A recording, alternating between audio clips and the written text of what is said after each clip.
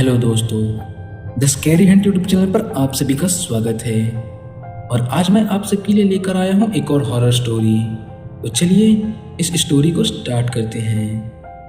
मेरा नाम सुनील है और मैं वाराणसी का रहने वाला हूँ और मेरे पिताजी मंदिर में पुजारी हैं। ट्रेन में सफ़र करते वक्त मेरा सामना रहस्यमय खौफनाक भूतिया शक्तियों से हुआ था। उस दिन के बाद से मैं कभी ट्रेन में बैठने की हिम्मत नहीं कर पाया हूँ। ट्रेन का सायरन बजते ही मेरी धड़कनें बढ़ जाती हैं और मेरे साथ वह दर्दनाक घटना तब घटी थी जब मैं अपने दोस्त बकुल और प्रदीप के साथ शिमला घूमने जा रहा था। हमने अचानक घूमने का प्लान बना डाला। तत्काल में ट्रेन की टिकट बुक किए और फटाफट रेलवे स्टेशन पहुँचे। ट्रेन के निकलने का समय हो चुका था। बकुल और प्रदीप दोनों ट्रेन में चढ़ गए और मैं नाश्ता पैक करवाने के चक्कर में लेट हो गया। मुझे जोरों की बाथरूम लगी थी तो मैं उधर रेलवे स्टेशन के पास कोने में खड़े खड़े पेशाब करने लगा। अचानक मुझे किसी अनजान शक्ति ने जोर का थप्पड़ मारा। मेरे कान में से तो जैसे सीटी ही बज गई।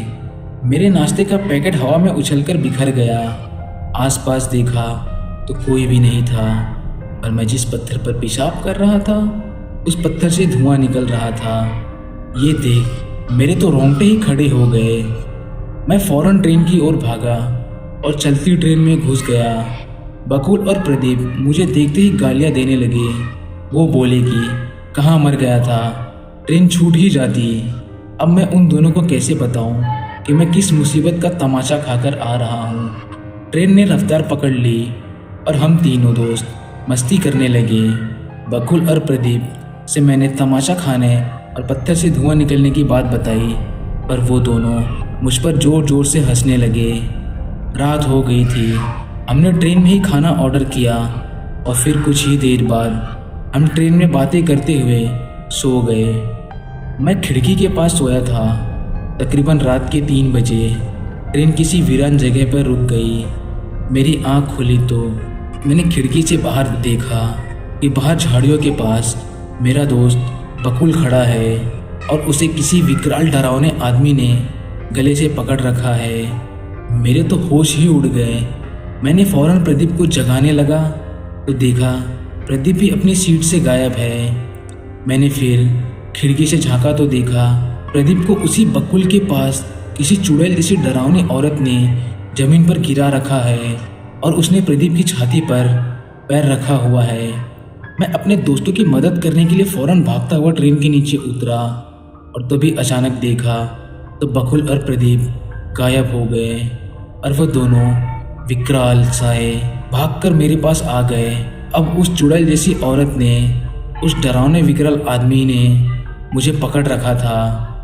डर का आलम यह था कि मेरी हलक तक सूख गई थी और मेरे मुंह से आवाज़ तक नहीं निकल पा रही थी। वो चुड़ैल जैसी औरत बोली कि हम दोनों रेलवे स्टेशन से तेरा पीछा कर रहे हैं और हमारे रहने की जगह को तूने गंदा किया है, इसीलिए अब हम तुझे अपने साथ ले जाएंगे और तेरे खून से वह जगह साफ करेंगे। इतना बोलकर वह दोनों मुझे झाड़ियों में खींचने लगे।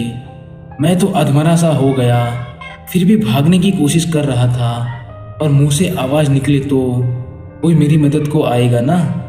तभी अचानक से ट्रेन का सायरन बजा और वो दोनों रहस्यमय भूतिया लोग मेरा हाथ झटक कर भागे। मैं बावलों की तरह ट्रेन की ओर भागा और ट्रेन में घुस गया। फिर से ट्रेन चलने लगी। मैं चुपचाप अपनी सीट पर जाकर सो गया। मेरी धड़कनें काफ़ी तेज थी। फिर मैंने डरते डरते खिड़की से झांक ही लिया। तभी देखा वो विकराल आदमी और चुड़ैल की जोड़ी सामने झाड़ियों से ट्रेन के साथ दौड़ रहे हैं और उन दोनों के मुंह मेरी ओर हैं और वो दोनों मेरी ओर ही देखते हुए दौड़ रहे हैं। अब मैं और डरने लगा और मैं जोर जोर से रोने लगा और चीखने लगा।